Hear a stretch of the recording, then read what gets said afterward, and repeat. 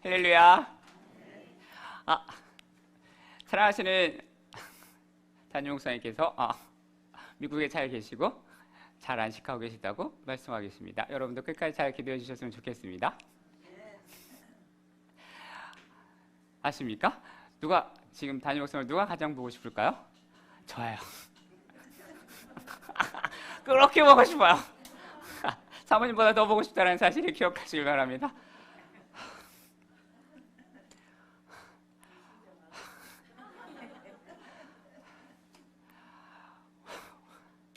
오늘 우리는 예수를 믿음으로 구원을 받았습니다. 이것을 믿으십니까?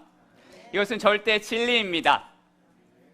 이것은 구약의 사람도 예수를 믿음으로, 신약의 백성도 예수를 믿음으로, 구약의 백성은 예수님을 오시지 않았기 때문에 오실 메시아를 믿음으로 구원을 받았다는 사실입니다. 그리고 신약은 새 언약의 백성인 저와 여러분은 이미 오신 예수를 믿음으로 뭘 받았어요? 구원을 받았다는 것입니다. 이것은 뭔지 아십니까? 절대 진리입니다. 이것은 바뀔 수가 없는 거예요. 이것은 바뀔 수가 없다라는 것입니다. 그런데 이제 저와 여러분이 예수를 믿음으로 구원을 받았지만 성경은 우리에게 뭘 말씀하시는가? 계속적으로 구원을 이루어 가라고 이야기하십니다. 오늘 여러분이 읽은 빌립보서 2장 12절은 이렇게 이야기합니다.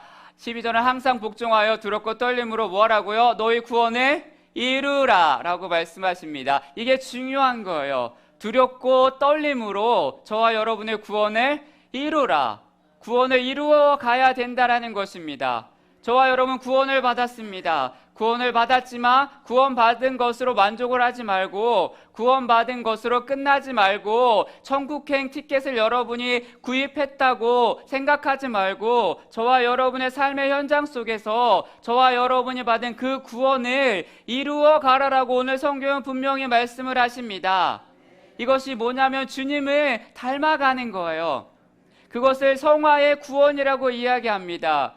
그런데 이 말은 굉장히 재미가 있는 거예요. 구원을 이루라 라는 말의 의미가 무엇입니까? 저와 여러분 안에 있는 구원, 저와 여러분이 받은 이 생명을 밖으로 끄집어내서 사람들에게 저와 여러분이 받은 그 구원을 나타내 보이라는 거예요.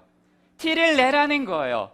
내가 하나님의 생명을 가지고 있다며 세상 사람들에게 하나님의 생명이 보이지 않으니까 세상의 사람들은 저와 여러분이 받은 그 구원을 아무리 설명을 해도 볼 수가 없으니까 그래서 저와 여러분이 받은 그 구원을 하나님의 생명을 밖으로 끄집어내서 세상의 사람들에게 저와 여러분이 받은 그 구원을 어떤 것인가 나타내 보이라고 말씀하십니다.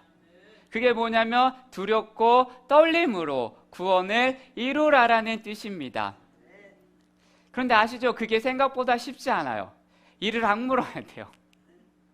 왜 그럴까요? 저와 여러분 안에는 죄성이 있어서 그래요.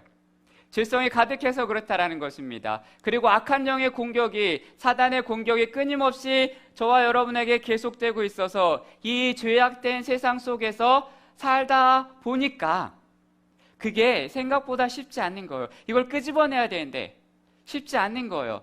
주님을 닮아가는 구원, 그래서 순종하여 복종함으로 구원을 이루어가는 이 과정이 쉽지 않다라는 것입니다. 그래서 많은 사람들이 이것 때문에 절망을 하고 누구는 탄식하고 누구는 슬퍼합니다. 그런데 우리 하나님께서 어떻게 하셨습니까? 내 힘으로 불가능하기 때문에, 내 능력으로 불가능하기 때문에 보혜사 성령님을 저와 여러분 가운데 보내셨다라는 것입니다. 13절 이렇게 이야기합니다. 너희 안에 행하시는 이는 하나님이시니 자기의 기쁘신 뜻을 위하여 너희에게 소원을 두고 행하게 하시나니 라고 말씀합니다. 보혜사 성령님이 저와 여러분 안에 오셨습니다. 그래서 저와 여러분을 지금 도와주고 계시기 때문에 두렵고 떨림으로 저와 여러분의 그 구원을 하나하나 이루어 갈 수 있다라는 것입니다. 누구 때문에요? 예수님 때문에, 성령님 때문에. 성령의 능력을, 힘을 입어서 가능할 수 있습니다. 그런데 성령님은 어떻게 일을 행하신다고요? 내 안에서 일을 행하신다는 것입니다. 그런데 목적이 뭐예요? 자기의 기쁘신 뜻을 위하여 우리 안에 소원을 두고 행하신다라고 말씀을 하십니다.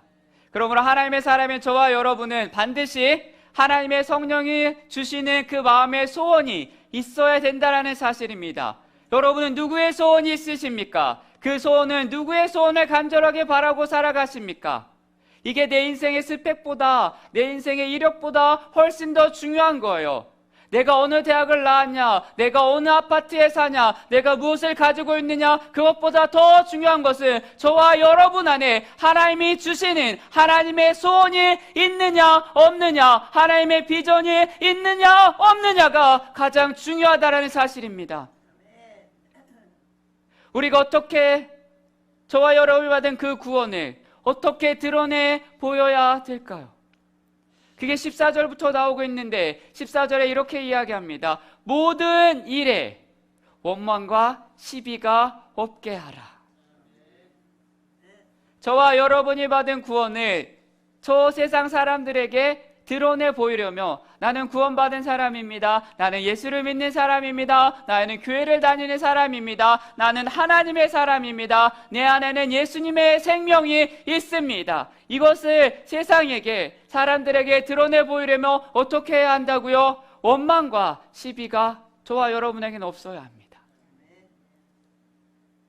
원망이 뭘까요?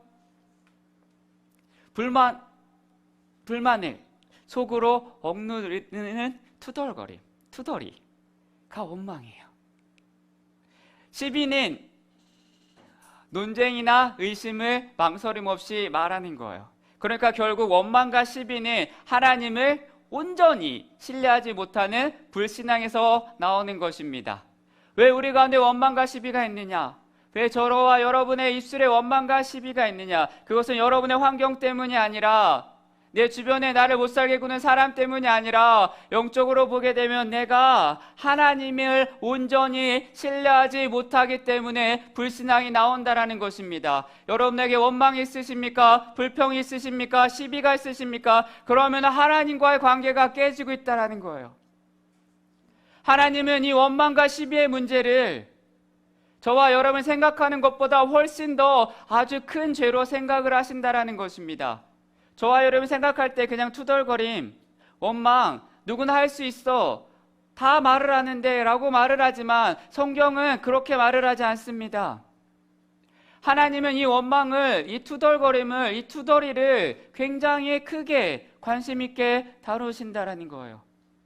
그게 뭐예요? 출애굽한 이스라엘 백성들이 가나안 땅에 들어가지 못하고, 새벽에 말씀드렸잖아요. 왜 그들이 광야에서 죽었어요? 그렇게 출애굽한 백성들이 왜 광야에서 죽었습니까? 10명의 정탐꾼들의 보고를 받고 하나님 앞에 지도자를 원망하기 때문에 그들은 투덜거림 때문에 광야에서 죽었습니다. 지도자와 하나님을 향한 원망 때문에 하나님을 원망하는 소리를 들으셨습니다. 그래서 그들이 원망하는 그 말대로 가나안 땅에 들어가지 못했고 광야에서 죽었다라는 사실입니다. 그게 민수기 14장 28절 29절인데 같이 한번 읽어볼까요? 28절 이렇게 나옵니다. 그들에게 이르기를, 시작.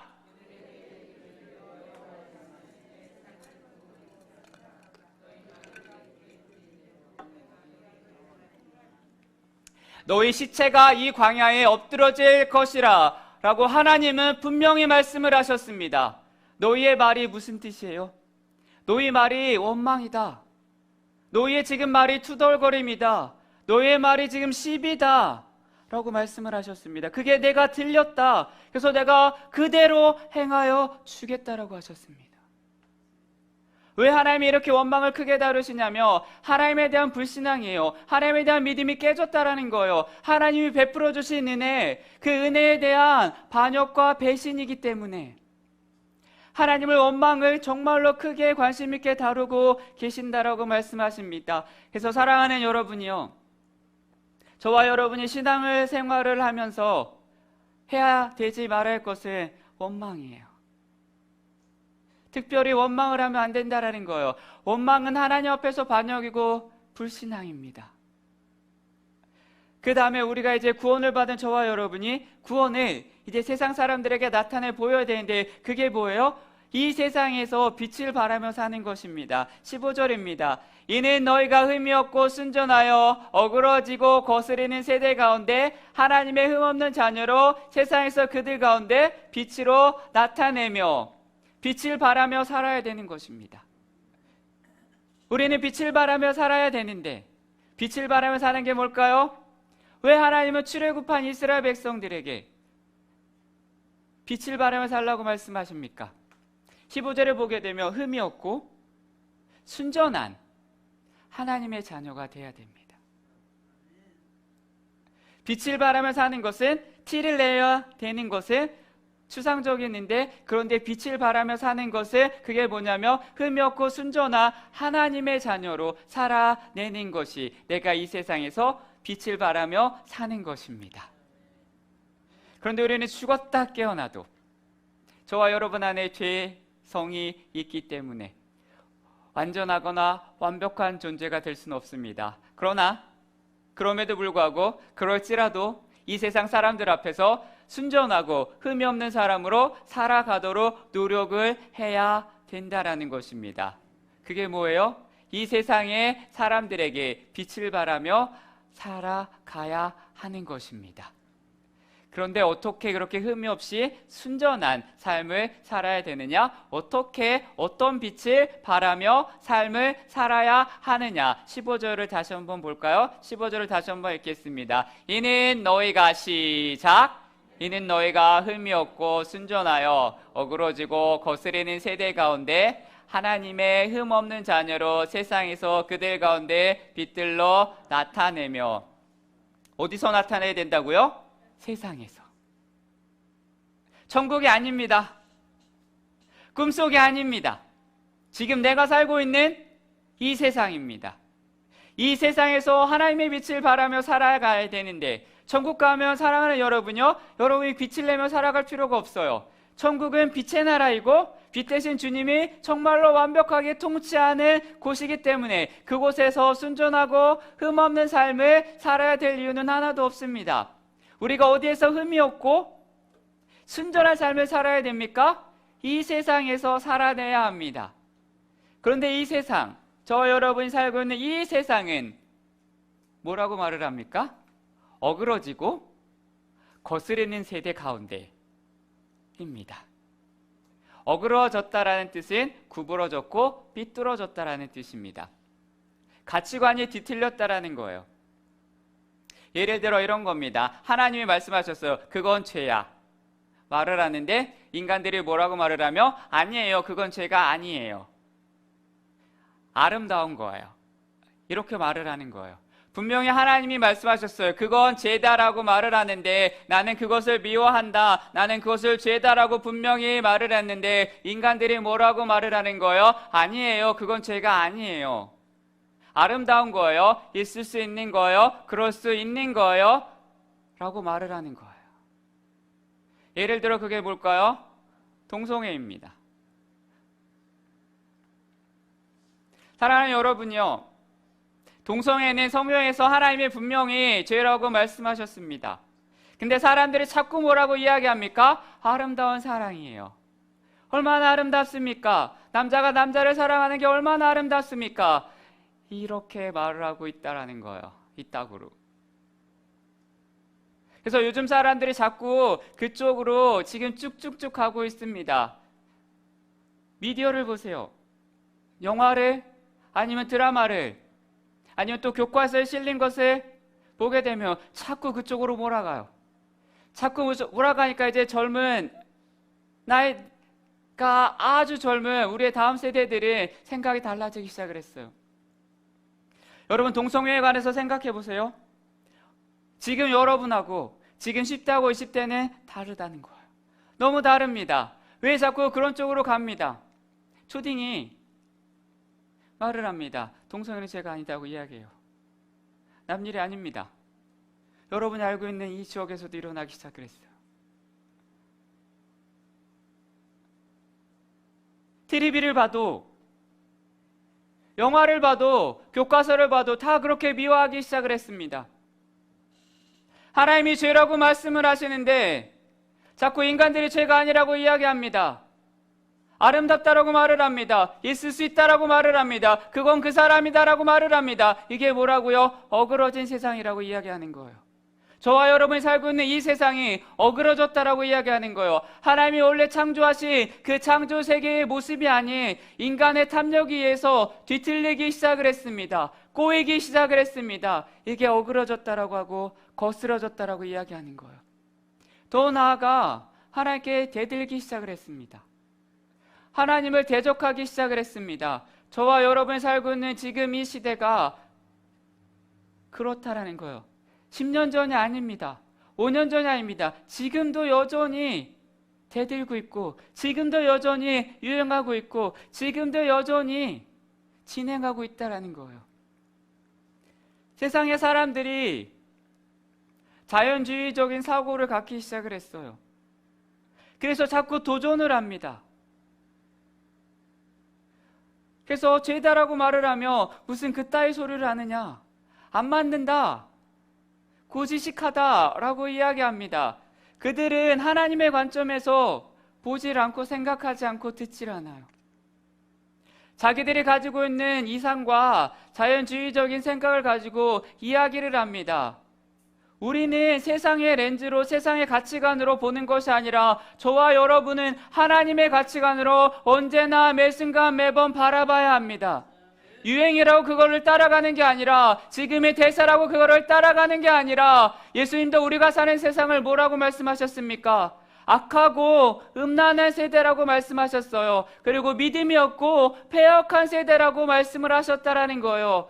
그런 이 세상 속에 하나님이 저와 여러분에게 오늘 요구하십니다. 저와 여러분에게 말씀하십니다. 저와 여러분에게 도전하십니다. 이런 세상 속에서 이렇게 어그러지고, 이렇게 거스리고, 이렇게 대적을 하는, 하나님을 미워하고 하나님의 죄라고 말을 하는 것을 아름답다라고 말을 하고 믿음이 없고 음란한 이러한 세대 속에서 하나님이 저와 여러분에게 요구하시는 것을 빛을 발하라는 거예요.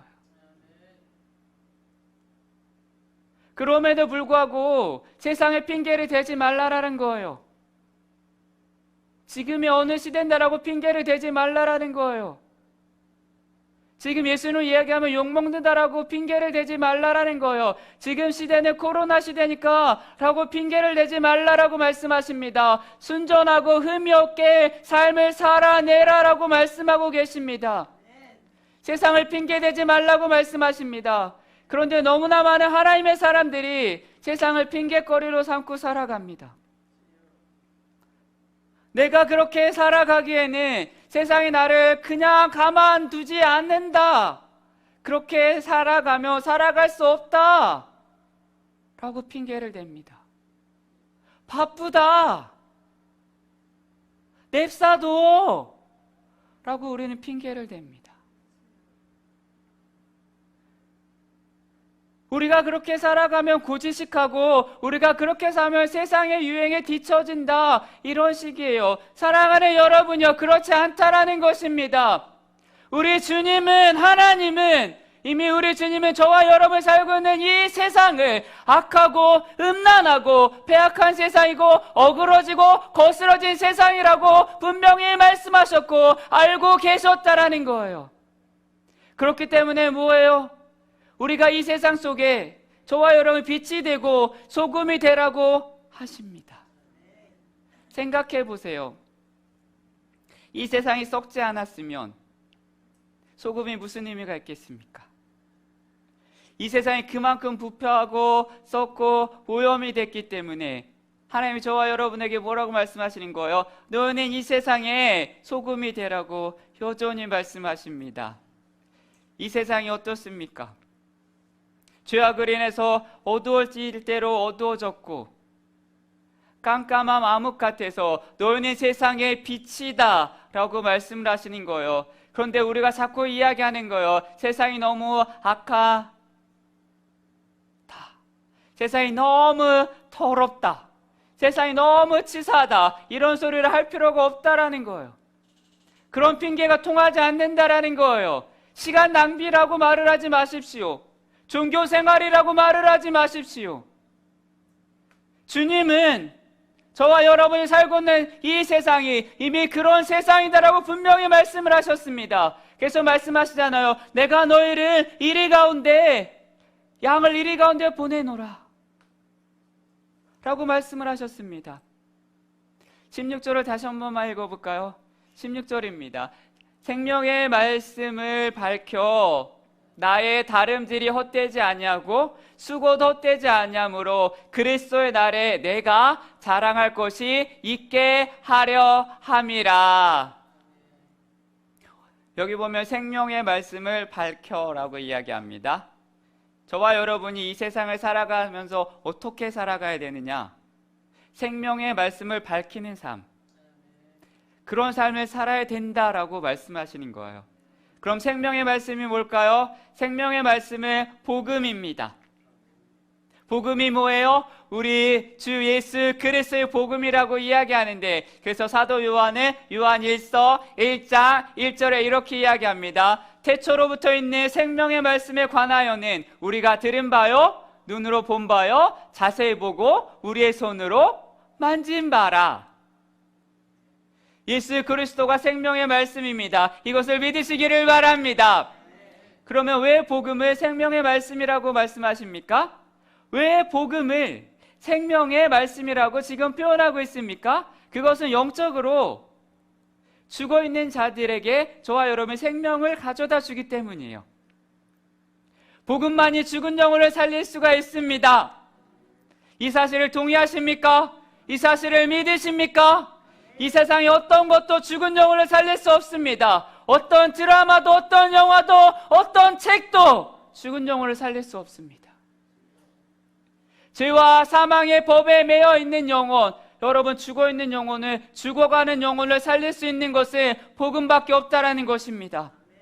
이 세상에 어떤 것도 죄로 인하여 죽을 영혼을 살릴 수 없습니다. 그럼에도 불구하고 그런데 복음을 들으면, 사랑하는 여러분요, 복음을 듣고 복음을 영접하며 어떻게 됩니까? 내가 죄인임을 깨달아지는 거예요. 내 인생의 죄악의 문제가 해결되는 거예요. 그래서 복음을 들으면, 복음을 영접하며 어떻게 됩니까? 의롭다함을 얻을 뿐만이 아니라 하나님의 자녀가 되는 영원한 생명을 얻게 되게 될 줄 믿으시기를 바랍니다. 죄와 죽음의 법에서 해방된 새로운 피조물이 되는 것입니다. 이게 뭐예요? 복음이에요. 복음 외에는 없다라는 것입니다. 그래서 왜 생명의 말씀을 밝혀라, 왜 생명의 말씀을 밝혀라, 이렇게 말하면 쉬울 텐데 왜 생명의 말씀을 밝히라고 하십니까? 복음만이 죄악으로 인해 어두운 이 세상에 빛을 가져다 줄 수 있기 때문입니다. 복음만이 빛을 비출 수 있다는 것입니다. 성경은 복음을 빛이라고 이야기합니다. 그래서 복음의 광채가 사람들의 마음에 비치지 못하도록 이 세상에 마귀가, 이 세상의 공중권세 잡은 마귀가 어떻게 해요? 혼미케 한다고 이야기해요. 사랑하는 여러분요, 전도해 보시면 알 거예요. 복음은 빛입니다. 복음은 광채인데, 복음은 광채가 있어서 사람의 심령을 비추지 못하게 하기 위해서 사탄이 어떻게 하는지 아십니까? 사람의 마음을 혼미케 하는 거예요. 복음은 생명의 빛입니다. 복음은 광채가 있어서 사람에게 임하게 되며 어둠이 떠나가게 되고 자신이 죄인임을 깨닫게 되고 예수 그리스도가 나의 구주이심을 믿게 되어 있습니다. 그렇기 때문에 이 어둠의 영들은 어떻게 하든지 간에 이 복음의 광채가 비치지 못하도록 키를 쓰고 역사한다라는 거예요. 사랑하는 여러분요, 빛이라고 하는 것은 어둡기 때문에 빛이 필요한 거예요. 그래서 성경은 계속해서 저와 여러분에게 뭘 말하죠? 일어나 빛을 발하라, 일어나 빛을 발하라 라고 말씀하십니다. 그래서 이사야 60장 1절에 뭐라고 이야기합니까? 일어나라 빛을 발하라, 이는 내 빛이 이르렀고 여호와의 영광이 내 위에 임하였음이라. 할렐루야. 그리고 마태복음 5장 16절에 이렇게 얘기해요. 이같이 너희 빛이 사람 앞에 비치게 하여 그들로 너희 착한 행실을 보고 하늘에 계신 너희 아버지께 영광을 돌리게 하라. 성경은 계속해서 끊임없이 저와 여러분 안에 있는 그 빛을 발하라고 이야기합니다. 세상 사람들에게 너의 빛이 사람들 앞에 비추게 하라라고 말씀하십니다. 그런데 여기에서 생명의 말씀, 그 말씀을 밝히라라고 할 때에 이 밝혀라고 하는 이 헬라어 단어가 밝히다 라는 뜻도 있지만 소유하다, 굳게 지키다 라는 뜻도 함께 있다라는 것입니다. 그러므로 생명의 말씀, 복음을 굳게 붙들고 살아라. 생명의 말씀을 굳게 붙들고 살아라 라는 뜻입니다. 왜냐하면 저와 여러분이 복음에 굳게 서 있어야만, 하나님에게 붙들려 있어야만 내가 확신을 가지고 아십니까? 담대하게 복음을 전할 수 있습니다. 사랑하는 여러분요, 내가 복음에 대해서, 여러분 예수님에 대해서 확신이 없는데 세상 말로 이거죠, 아리까리 하고 있다면 어떻게 내가 다른 사람에게 복음을 전할 수 있습니까? 한번 생각해 보세요. 복음만이 생명입니다. 복음만이 능력입니다. 이런 확신이 없는 사람이 어떻게 다른 사람에게 복음을 전할 수 있습니까? 그래서 중요한 건 무엇입니까? 저와 여러분이 복음의 빛을 발하라고 하는 것은 빛을 발하라는 의미도 있지만 복음에 내가 예수님에게 굳게 서 있어야 한다라는 것입니다. 세상 사람들이 여러분을 향하여 비난하고 조롱하고 세상의 분위기가 이렇다라고 말을 하고 인문학을 통해서 자꾸 진리의 말씀을 왜곡을 시키고, 그러니까 그 이야기를 듣고 또 흔들리고 또 헷갈리고, 지금은 타이밍이 아닌 것 같아, 지금은 좀 눈치를 봐야 돼, 정말 복음 외에 다른 것도 있나? 이런 생각을 하게 된다라는 거예요. 사랑하는 여러분이요, 저와 여러분은 복음 위에 굳게 서 있어야 됩니다. 우리는 흔들림이 안 된다라는 것입니다. 다른 것은 흔들리셔도 돼요. 다른 것은 헷갈리셔도 돼요. 뉴스가 7번에서 하나 6번에서 하나 헷갈릴 수 있어요.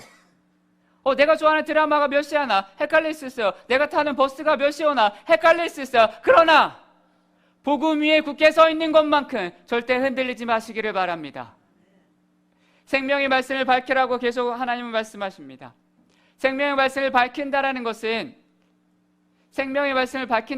첫 번째 복음에 합당한 삶을 살아야 합니다. 빌립보서 1장 27절에 이렇게 이야기해요. 오직 너희는 그리스도의 복음에 합당하게 생활하라. 오직이라는 말이 나와요. 오직은 무슨 뜻일까요? 무슨 일이 있어도, 너희 인생 가운데 어떠한 일이 일어나도 오직 그리스도의 복음에 합당하게 생활하라고 이야기합니다. 타협하지 말라라고 말씀하십니다. 핑계대지 말라라고 말씀하십니다. 인생에 고난이 와도, 핍박이 와도, 육체가 힘들어도, 경제적인 어려움이 있어도, 병에 걸려도 복음에 합당한 생활을 하라라고 말씀하십니다. 이 생활하라 하는 말의 뜻은 시민으로 행동하라 라는 의미가 있습니다. 시민권, 저와 여러분의 본적과 시민권은 어디에 있습니까? 하늘에 있는 거예요. 그래서 빌립보서 3장 20절에 이렇게 이야기합니다. 바울이 뭐라고 얘기해요? 우리의 시민권은 어디에 있다고요? 하늘에 있는 거예요. 일반적인 시민으로가 아니라 하늘의 시민권을 가지고 자신 있게 당당하게 살아가라라고 이야기합니다. 우리는 이 땅에 발을 딛고 살아가지만, 우리는 이 땅에 속해서 살아가지만, 우리는 영원한 하나님의 나라의 시민권을 가진 사람입니다. 그것을 잊지 마십시오. 왜 이런 이야기를 빌립보 교회 성도들에게 오늘 하느냐? 그거는 빌립보는 지금 로마의 식민지입니다. 로마 군대에서 전역한 군인들이 로마 군대에 헌신한 대가로 로마의 시민권을 받아서 살도록 허가된 도시가 빌립보예요. 그렇기 때문에 지금 이 빌립보에 살고 있는 로마의 시민권을 가진 사람들은 정말로 존심이 굉장히 셌어요. 자부심이 굉장히 셌습니다. 나는 로마의 시민권이다 라는 자부심을 가지고 살았습니다. 엄청난 특권이었어요. 그런데 빌립보 시민들에게 로마에 살고 있는 시민들보다 더 로마적인 삶을 추구하고 더 로마적인 삶을 살았습니다. 무슨 스타일? 이태리 스타일. 그놈의 파스타 먹고 피자 먹고 그렇게 살았어요. 로마에 살고 있는 사람들보다 더 자신이 로마의 시민권을 가지고 있다는 이유만으로 더 로마적인 삶을 살았습니다. 미국 시민권자인데 지금 한국에서 미국 사람처럼 사는 거예요. 잔디 깎고. 그런 거랑 똑같은 거예요. 로마인이 쓰는 언어를 쓰고 로마 사람들이 입는 옷을 입고 로마 사람들이 있는 음식을 먹는 거예요. 로마에 있어서 로마의 시민권을 가진 로마에서 유행한다 라고 그러면은 기필코 해야 되고 로마의 시민권으로 권리를 당당하게 누리며 살아가고 있었습니다. 그런 빌립보에 있는 로마의 시민권을 가진 사람들에게 오늘 사도 바울은 지금 빌립보 교회에게 쓰고 있는 거예요. 사랑하는 여러분요, 당신들이 이해는 가지 않겠지만 빌립보 교회 성도들에게 이 말이 지금 피부에 와 닿지는 않겠지만 바울이 말을 합니다. 너희는 이 세상에 속한 자가 아니다. 너희는 하나님의 나라의 시민권을 가진 사람이다 라고 이야기하는 거예요. 너는 로마 사람이 아니다. 로마 스타일이 아니다. 너는 하늘의 사람이다 라고 이야기합니다. 여러분은 하나님의 사람이고 하늘의 시민권을 가진 하나님의 마인드를 가진 하나님의 사람입니다. 하나님의 나라의 시민권을 가진 사람처럼 당당하게 살아라 라는 것입니다. 복음에 합당하게 살아라라는 것은 복음에 합당한 생활을 하라입니다. 한 마음과 한 뜻이 되어 온전히 주님을 바라보고 살아가라라고 이야기합니다. 그래서 빌립보서 1장 27절에 이렇게 이야기하죠. 오직 너희는 그리스도의 복음에 합당하게 생활하라. 이는 내가 너희에게 가보나 떠나있으나 너희가 한 마음으로 서 있으나 한 뜻으로 복음을 신앙을 위하여 협력하는 것과 라고 이야기합니다. 복음에 합당한 생활을 하라. 복음을 합당하게 살아라 라고 이야기합니다. 사랑하는 여러분요,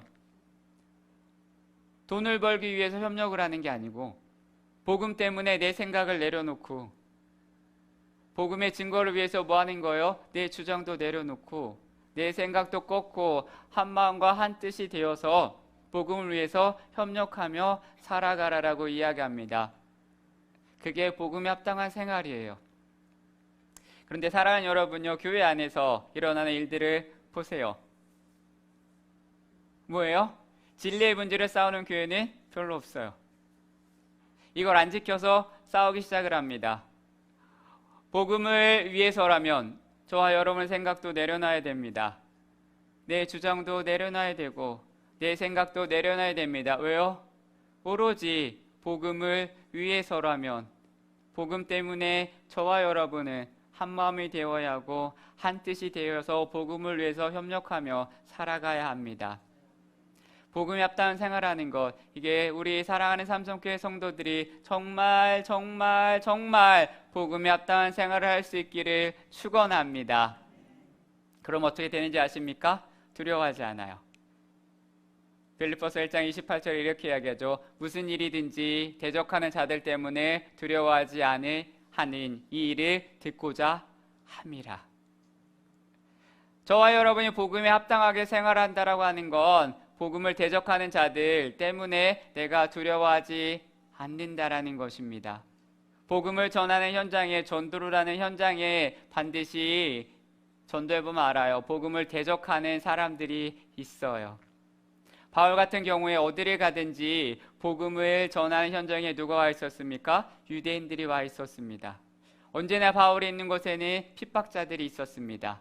복음을 대적하는 자들이 있었습니다. 그런데 그들을 두려워하지 말라라는 거예요. 여러분이 복음을 전할 때 여러분을 향하여 손가락질하고 욕을 하는 사람을 두려워하지 말라라는 거예요.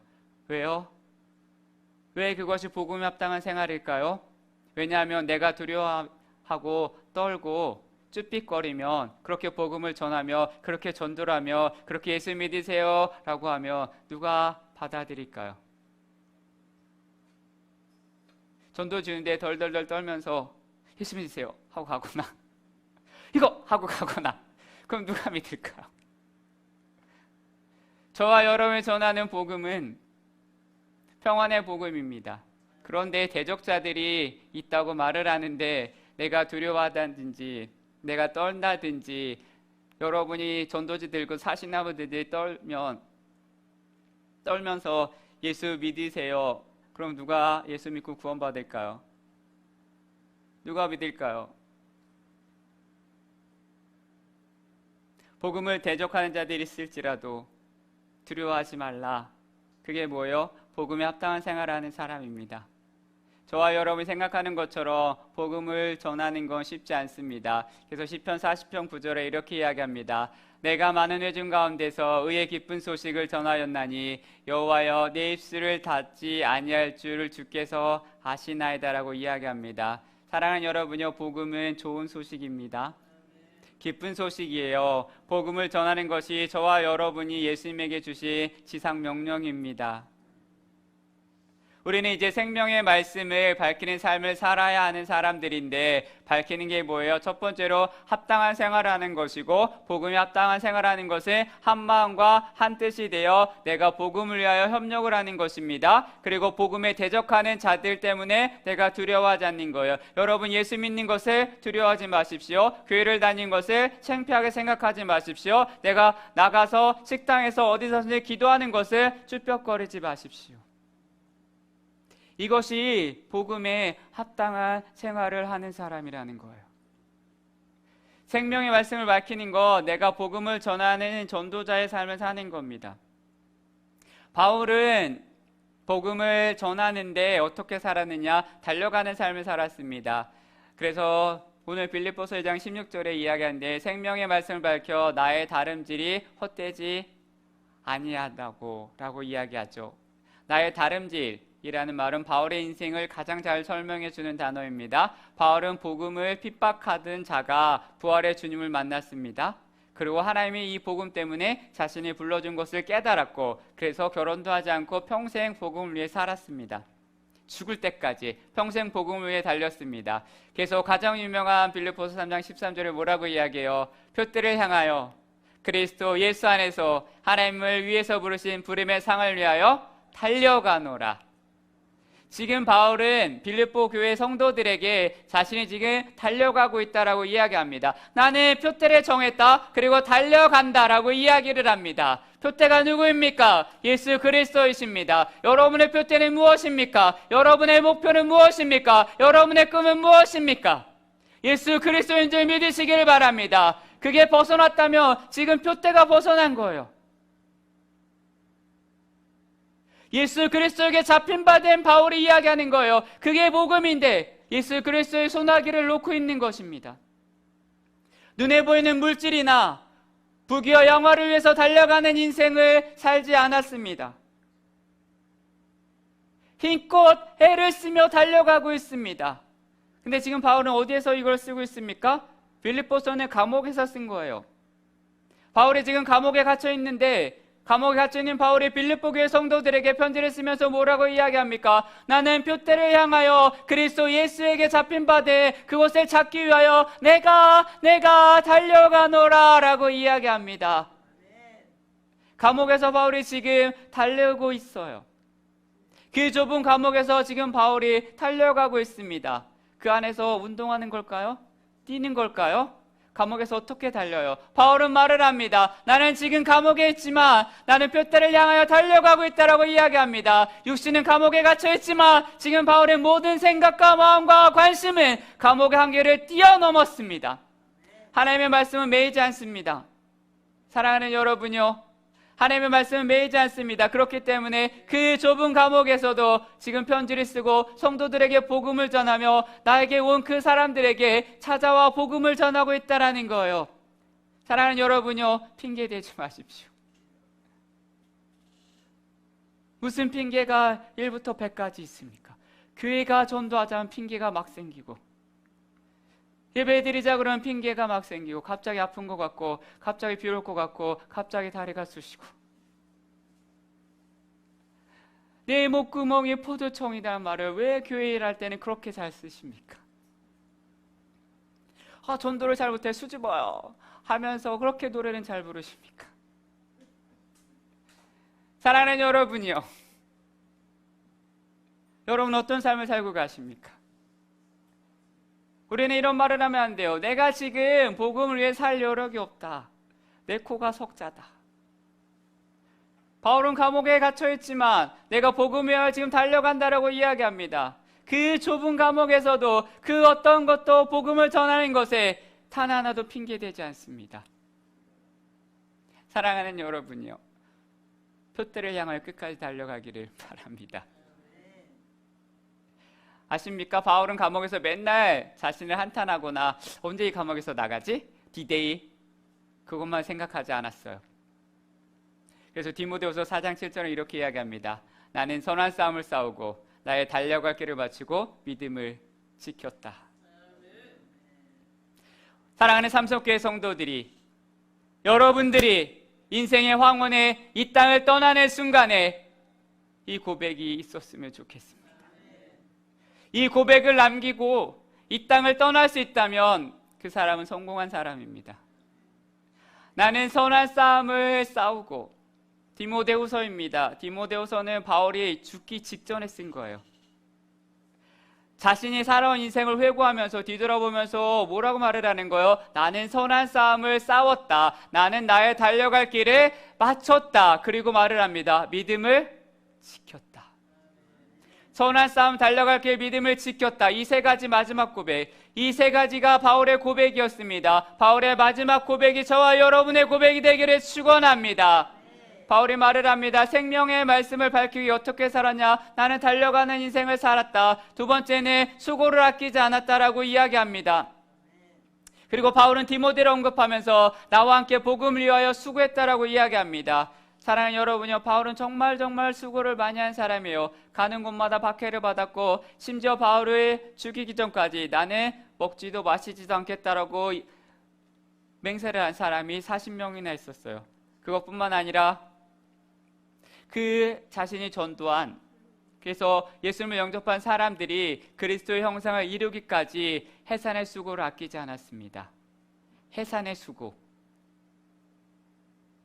복음을 전하기 위해서 그렇게 수고를 많이 했어요. 복음을 받아들인 자 안에 그리스도의 형상이 이루어지기까지 해산의 수고를 했습니다. 사랑하는 여러분요, 복음을 위해서 바울은 열정적으로 살았습니다. 달려가는 삶을 살았고요, 복음을 위하여 수고를 아끼지 않았습니다. 그럼 왜 그렇게 살았을까요? 결혼도 하지 않고 왜 그렇게 살았을까요? 핍박을 많이 받고 가는 곳마다 박해를 받고 해산의 수고를 해야 되는데, 오늘 본문은 정확하게 이야기합니다. 복음을 위해 사는 것은 헛되지 않았다. 16절에 이렇게 이야기죠. 생명의 말씀을 밝혀 나의 다름질이 헛되지 않냐고, 수고도 헛되지 않냐므로 그리스도의 날에 내가 자랑할 것이 있게 하려 함이라. 헛되지 않았다는 것을 이야기합니다. 나는 나의 인생을 걸었는데 후회하지 않는다.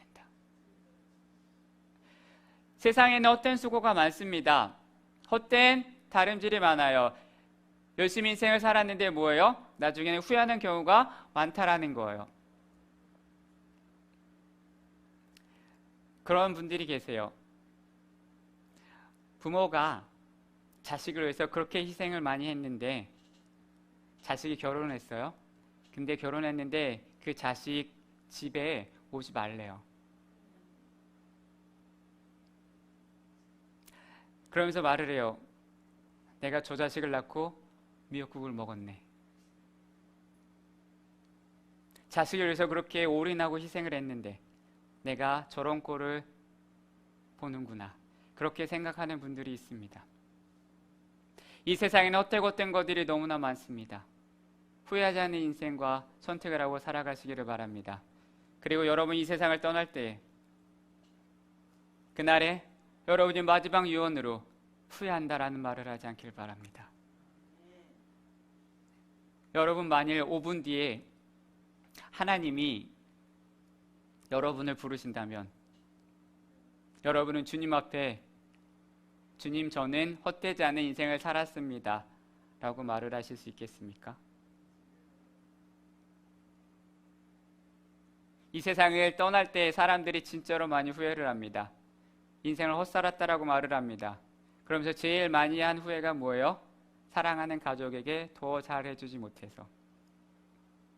사랑을 베풀지 못해서 육신의 쾌락을 쫓아 산 것, 부모님께 불효한 것, 사람들이 이 땅을 떠나는 순간에 자신이 살아온 인생을 돌아보며 후회를 합니다. 그래서 말을 해요. 눈을 못 감겠다. 내가 잘못 살았다. 헛된 인생을 살았다. 이렇게 말을 합니다. 그런데 사랑하는 여러분이요, 복음을 위하여 사는 사람들을 생각해 보십시오. 그들이 그렇게 말을 하는 것을 들어보셨습니까? 그들이 그렇게 후회하는 것을 들어보셨습니까? 그들이 그렇게 한탄하는 것을 들어보셨습니까? 평생 복음을 위해 살았던 사람이 인생에 어려움을 당하고 가난하다고, 그렇다고 해서 나는 헛된 인생을 살았다라고 말을 하는 믿음의 선배들이 있었습니까? 그런 사람을 보셨습니까? 그렇게 말을 하는 사람은 사실 복음을 위해서 산 사람이 아닙니다. 말로만 복음을 위해서 산 사람이지 자신의 야망을 위해서 살아온 사람입니다. 진짜 복음을 위해 살아온 사람은 자신의 살아온 인생을 후회하지 않습니다. 여러분, 여러분의 인생을 후회하십니까? 예수 믿은 걸 후회하십니까? 이 삼성교회에 몸담은 것을 후회하십니까? 복음을 위하여 살아온 사람은 자신의 살아온 인생을 후회하지 않습니다. 바울이 언제 자신이 살아온 인생을 후회한다라고 이야기했어요? 내가 매를 맞아도 감옥에 가도 나는 후회한다라는 말을 하지 않았습니다. 바울은 비참한 사람이에요. 세상으로 보면 말년에 너무 외로웠고, 바울의 마지막을 보십시오. 대부분에 있던 사람이 다 떠났습니다. 가진 것도 아무것도 없어요. 모아놓은 것도 없어요. 그런데 바울은 자신의 살아온 인생을 단 한 번도 후회한다라고 말을 하지 않습니다. 내가 매를 맞아도, 내가 죽을 뻔해도 나는 후회하지 않는다.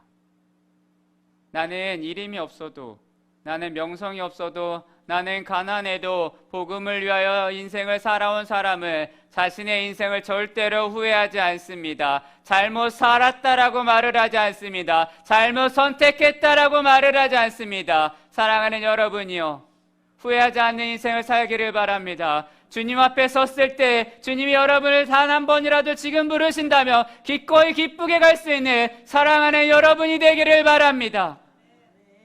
16절을 다시 한번 읽어요. 생명의 말씀을 박혀 나의 다름질이 헛되지 아니하고 수고도 헛되지 아니하므로 그리스도의 날에 내가 자랑할 것이 있게 하려 함이라.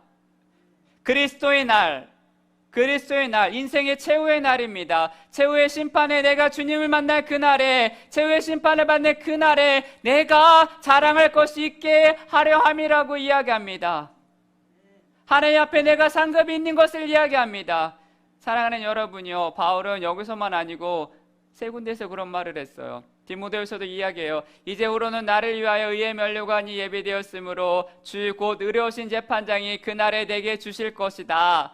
내게만 아니라 주의 나타내심을 사모하는 모든 자에게 있다라고 이야기합니다. 주님을 만나는 그날, 주님이 내 인생을 심판하시는 그날 자랑할 것이 있게 하려 한다라고 이야기합니다. 주님 앞에 자랑할 것이 여러분 있으십니까? 우리의 인생에 있어서 가장 위대한 상급은, 여러분의 자랑거리는 무엇입니까? 자식 농사이십니까? 재물이십니까? 명예이십니까?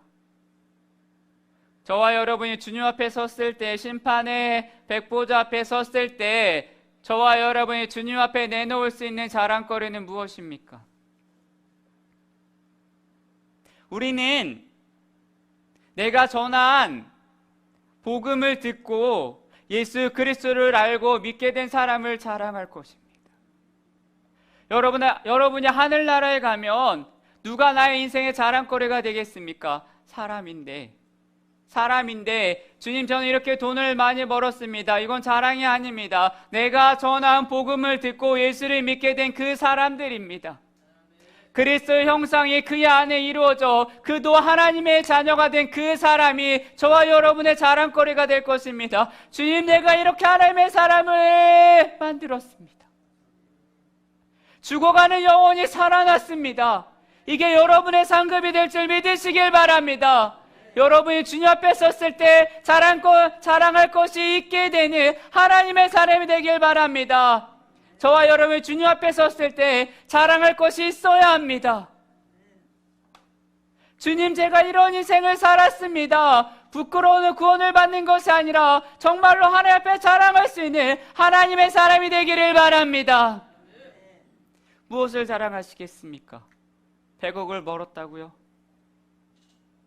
100평에 살았다고요? 아니라는 거예요. 내가 전한 복음을 듣고 거듭난 사람입니다. 그리스도의 형상이 이루어져 내가 해산의 수고를 아끼지 않았던 사람이 여러분의 자랑이 될 것입니다. 그들이 여러분의 천국의 상급이 될 것이고, 결국은 여러분이 전한 복음을 듣고 구원받은 사람이 여러분의 자랑이 될 것입니다. 천국에서 여러분을 기다릴 거예요. 저 권사님이 왔구나, 저 장로님이 왔구나, 저 집사님이 왔구나, 우르르 나와서 여러분을 맞이할 것입니다.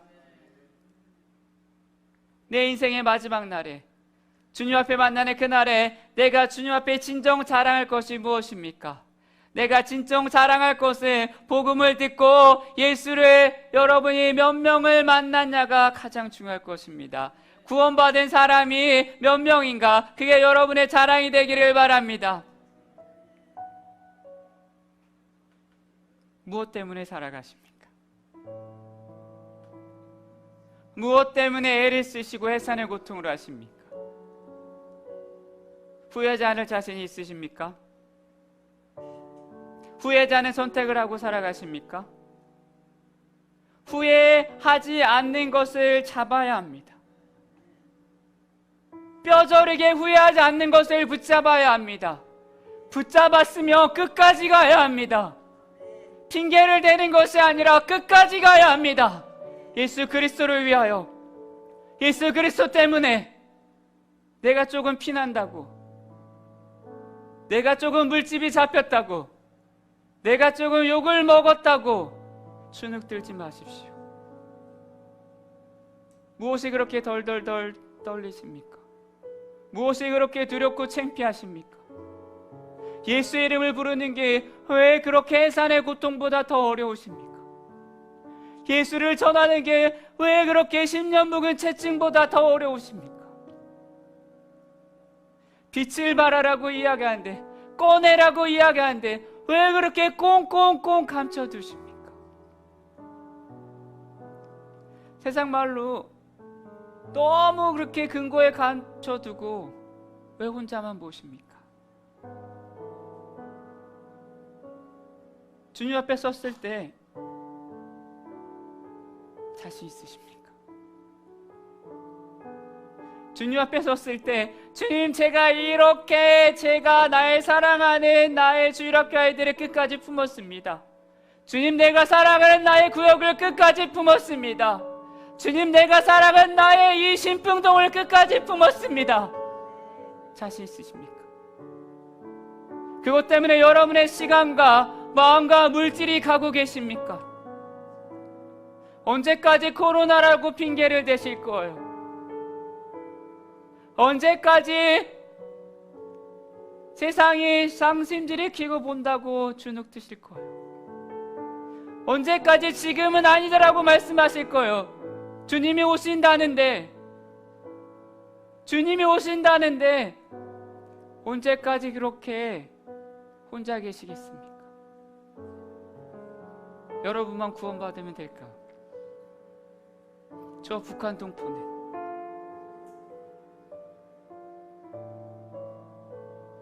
예수를 모르고 죽어가는 영혼들은 어떡할까요? 그들은 나와 다르다고요. 그건 내 여력이 아니라고요. 그건 내 사명이 아니라고요. 그런 핑계가 사랑하는 삼성교회가 없으면 좋겠습니다. 오늘 성경이 묻는 거예요. 빛을 발하라고, 꺼내라고. 여러분의 자랑은 무엇입니까? 여러분의 자랑은 무엇입니까? 여러분의 살아가는 목적이 무엇입니까? 여러분을 움직이는 목적이 무엇입니까? 여러분이 그렇게 사모하는 건 무엇입니까?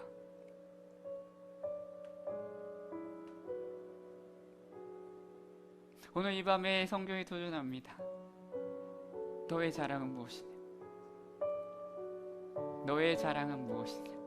그 물음에 여러분이 기쁘게 대답할 수 있었으면 좋겠습니다.